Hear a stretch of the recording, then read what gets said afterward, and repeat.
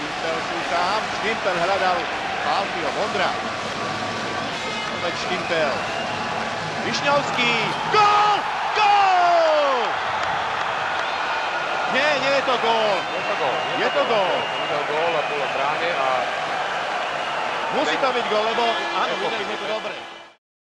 Z vlastnej hĺbky pokúšať sa o zdolanie toho ruského obranného múru. Podarilo sa nám to Pálky. Ale na modrej nikto nebol. Výborný teraz Šatán. Štimpel ešte. Ale Šatán si našiel na gól! Vondra gól! 2:0 Peťo Vondra, využívame prvú presilovú hru. Dobre Štrbá. A už je Slovensko v plnom počte, lenže Rusi sú v akcii. Pozor, šanca, gól!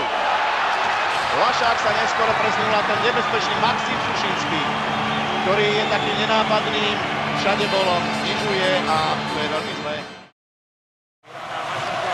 Druhý zápas. Dáme zraneného Kismanova. Výborná pozícia. Gól! Gól! Fantázia. Michal Hanzus asistoval v 27. minúte. Opäť odpovedáme Maxim Sokolov. Dá po tretíkrát do svojej siete. Lenko. Nepríjemná situácia, gól. Bože, ani neviem, ako ten gól padol, ani Lašák to určite nevie. A Rusi držia útočné pásmo. Sušinský padá. Bude sa vylučovať, ale to bolo za čo? Pán rozhodca, gól. Sušinský.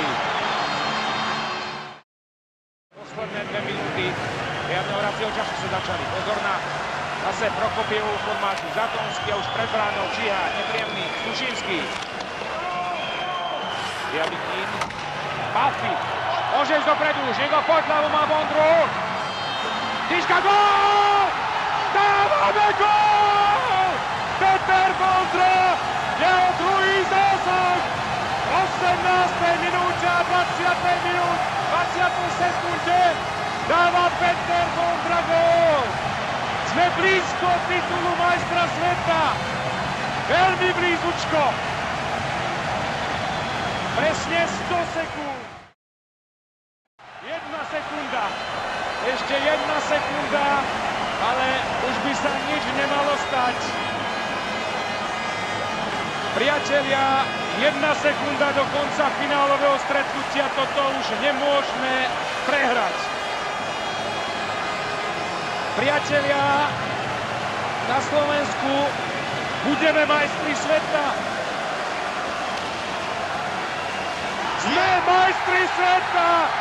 Sme majstri sveta! Fantasticky to znie, fantasticky sa to hovorí.